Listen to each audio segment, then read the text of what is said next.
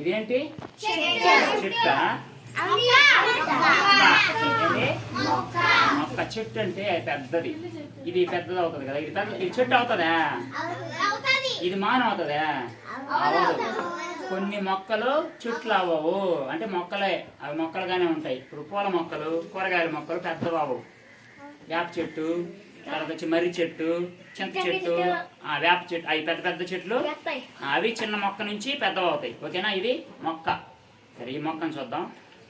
మామూలుగా అయితే కొన్ని మొక్కలకి పూలు ఉంటాయి, పండ్లు ఉంటాయి, కాయలు అన్నీ వస్తాయి. కానీ దీనికి కొన్ని చెట్లకు ఉండవు, పూలు పూయవు. దీనికి కూడా పోస్తాయి కానీ కాయలు రావు. కొన్ని చెట్లకి పూలు వచ్చుకొని అక్కడికే పూలతోనే ఆగిపోతాయి. కొన్ని చెట్లు, కొన్ని కాయలు పండ్లు దాకపోతాయి. ఆ పండ్లలో ఉండే గింజలు మళ్ళీ పడి చెట్లు మొలుస్తాయి. ఇవేంటంటే ఈ చెట్టు నుంచి ఆ చెట్టుకి పూలు మాత్రమే పోస్తాయి. ఆ పూల మీద తుమ్మిదిలో వాలి ఇంకో చెట్టు దగ్గరకు పోయినందువల్ల అప్పుడు చెట్లు మళ్ళీ మొలుస్తాయి. అదైనా అవి కొన్ని అనమాట. సరే, ఫస్ట్ దీంట్లో భాగాలు చూద్దాం. చెట్టులో ఏమేమి భాగాలు ఉంటాయి? దీన్ని ఏమంటారు? వేరు. ఇది వేరు. ఇది కాండం. చెప్పండి. ఇది కాండం, ఇది వేరు. ఇది మహేశ్వరక్క చెప్తుంది ఏంటంటే తల్లి వేరు అన్నది కరెక్ట్.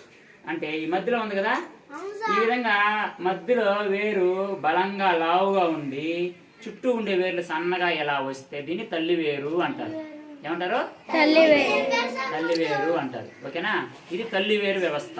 అలా కాకుండా ఇప్పుడు గడ్డి, చిన్న గడ్డి తీసుకున్నాం అనుకో, గడ్డికి ఏంటంటే ఈ విధంగా తల్లి వేరు, మధ్యలో లావు వేరు ఉండదు, అన్ని ఈ విధంగా పీచు పీచుగా ఉంటాయి. అప్పుడు దాన్ని గుబురు వేరు వ్యవస్థ అంటారు. తర్వాత నీళ్ళల్లో కొన్ని చెట్లు ఉంటాయి. నీళ్ళల్లో ఉండే చెట్లకి అసలు ఆ గుబురు ఉండదు, ఇది ఉండదు, పీసులు పీసులుగా ఈ విధంగా పొడవుగా సాగుతూ ఉంటాయి. దాన్ని పీచు వేరు వ్యవస్థ లేదా నీటి మొక్కల వేర్లు అని కూడా అంటారు. ఓకేనా? సరే, ఈ వేర్లు ఇది వేరు ఉంటుంది. తర్వాత కాండం ఉంటుంది.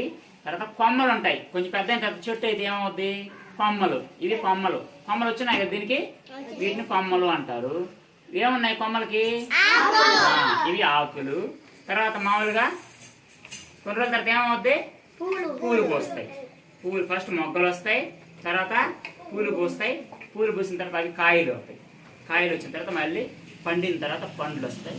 ఆ పండ్లు లోపల మళ్ళీ గింజలు వస్తాయి. ఆ గింజలు తీసుకుని మనం ఏం చేస్తాము? జామ చెట్టు అనుకో, జామకాయ తీసుకున్నాం, దాంట్లో ఉండే గింజలు తినేసి మనం అక్కడ వేసేస్తాం. అప్పుడు ఏమవుతాయి? చెట్లు మలిచిపోతాయి. ఓకేనా? ఆ విధంగా. ఇప్పుడు వేప చెట్టుకి కూడా చెప్తా, అది ఆకు భాగాలకు వస్తాయి కదా.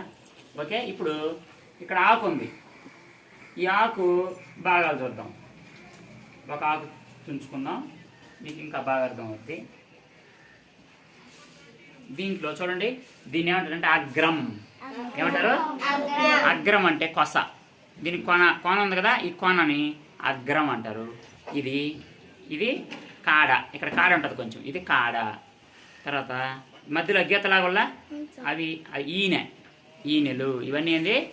ఈనెలు. ఇది అంచు. దీన్ని ఏమంటారంటే అంచు. రంపం లాగా ఉంది కదా, దీని అంచు. ఒక్కొక్క ఆకు ఒక్కొక్క రకంగా ఉంటుంది అంచు. దీనికి రంపం లాగా ఉంది, కొన్నిటికి నున్నగా రౌండ్గా ఉంటుంది.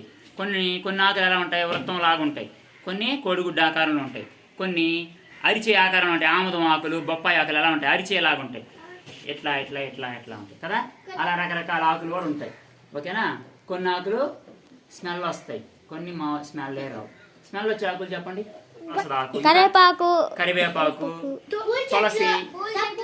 ఓకే, సరే. ఇది అగ్రము, అంచు, ఈనెలు, కాడ. దీన్ని ఏమంటారంటే ఆకుని ఇంకొక పేరు ఏంటంటే ఆకుకి పత్రం. ఇది పత్రం. ఓకే, ఇదే చెట్టు.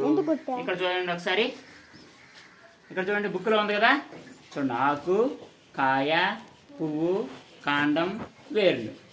ఓకేనా? ఇవి మన మొక్క యొక్క భాగాలు. ఓకేనా? ఈ బొమ్మ